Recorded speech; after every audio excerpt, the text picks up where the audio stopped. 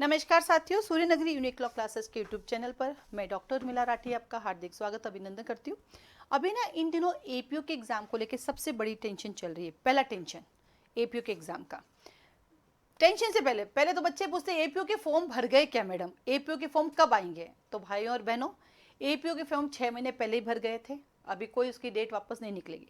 दूसरा क्वेश्चन कि जो ये एपीओ का एग्जाम है, तो क्या इस एपीओ के एग्जाम के अंदर न्यू क्रिमिनल लॉ आएंगे या फिर ओल्ड क्रिमिनल लॉ आएंगे।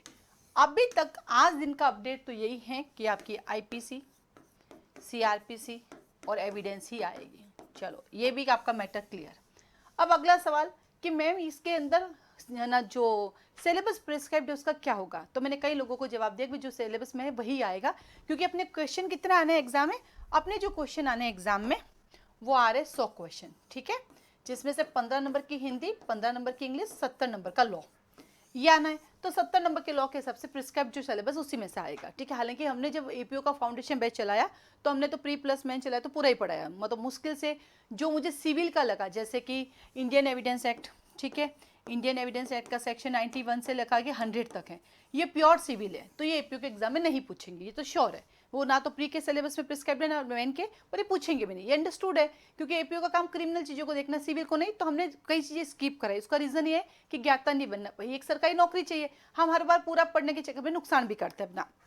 तो इससे अच्छा सेलेक्टेड पढ़ो और इतना पढ़ो कि एक एक शब्द एक एक लाइन आपको रट जाए, ठीक है। तो हमने वो स्किप की, जैसे सेक्शन नंबर आपका एस्ट्रोपल था हमारे 115 से लेकर 117, ये भी मैंने फाउंडेशन में सर से नजर से बताया उनको, मतलब ऐसा है 91 से 100 भी बताया क्योंकि फाउंडेशन था हमारा, ठीक है। लेकिन फिर भी मैं आपसे कहूँगी नहीं पढ़ना, छोड़ो, क्योंकि समय नहीं है इतना, क्योंकि और भी चीज़ें याद करने। लेकिन जब हमारे यहाँ पे एपीओ का रैपिड रिवीजन बैच शुरू हुआ, रैपिड रिवीजन हुआ, तो ये रैपिड रिवीजन बैच मैंने वही चलाया कि भाई मैं प्री पॉइंट ऑफ व्यू से पढ़ाऊंगी जो प्री का आपका सिलेबस है।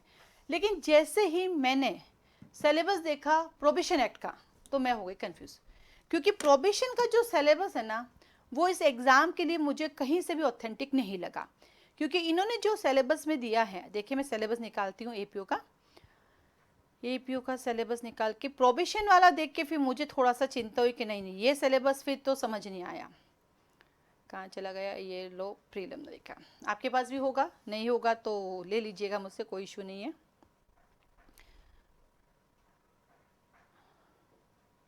प्रोबेशन एक्ट में इन्होंने लिखा कि सिलेबस में सेक्शन 1 है, ठीक है, सेक्शन 2 है, ठीक है, सेक्शन 6 है, ओके, सेक्शन 7 है और सेक्शन 9 है और 10 है, बस। तो सेक्शन 3 कहाँ गया, एडमोनिशन वाला कहाँ गया। हाँ मानो जज साहब की पावर है, बट एपीओ को तो पढ़ सकते हैं ना, कौन कौन से मैटर में मिलेगा, कौन कौन से नहीं, सेक्शन 4 है ऑन कन्विक्शन का मिलेगा। तो इस सिलेबस को देख के लगा सेक्शन 10 तो पूरा सिविल है, सेक्शन 10 तो सिक्योरिटी की बात करता है, वो तो पूरा का पूरा सिविल का ही आ जाता है। तो मुझे थोड़ा सा टेंशन हुआ कि भाई ये सिलेबस ऑथेंटिक है नहीं। तो उसके बाद फिर हमने थोड़ा सा रैपिड रिवीजन में चेंज करवाया कि देखो मैं सिलेबस में जो लिखा वो तो पढ़ाऊंगी, उसके अलावा वो सारे सेक्शन भी पढ़ाऊंगी जहाँ से मुझे लगता है क्वेश्चन बनकर वो भी आ सकते हैं। यानी हमारा ये रैपिड रिवीजन का कोर्स रहेगा तो सिलेबस ओरिएंटेड ही है, लेकिन इसके अलावा हमें लगता है कि ये क्वेश्चन भी बन सकता है, तो वो भी हम पढ़ेंगे, ताकि ये सिलेबस में मुझे अब थोड़ी सी चिंता हुई। तो अब आप जो सेल्फ स्टडी करें, जो मुझसे पूछ रहे वो क्या करेंगे, तो भाई पहला सिलेबस को फोकस करें, उसके बाद बाकी वो सेक्शन जो आपको लगता पढ़े। अब आपका टेंशन पता किससे है, ना तो आपको आईपीसी सीआरपीसी एविडेंस से टेंशन है, ना आपको जेजेएक्ट पोक्सो से टेंशन है, ना प्रोबेशन इंडिसेंट से टेंशन है। आपको टेंशन हो रही है एक्साइज एक्ट की, आर्म्स एक्ट की और दो छोटे छोटे एक्ट की।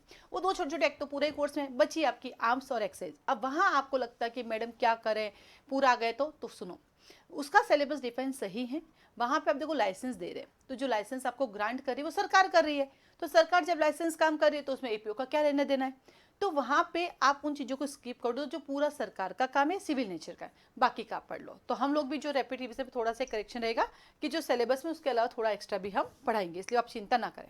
आप हमारे रैपिड रिवीजन कोर्स को ज्वाइन कर सकते हैं, डेमो देखना है आपको। तो हमने क्या किया, जो फर्स्ट डे की जो क्लास थी हमारी, केसेस वैसे सब लिखा रही हूँ, सीआरपीसी का केस होगा वो भी लिखाऊंगी, एविडेंस का केस भी लिखाऊंगी, आईपीसी का लिखाऊंगी, एक्साइज में कोई केस हुआ, केस एससी का जो केस है वो सब लिखाऊंगी, चिंता ना करें, ठीक है।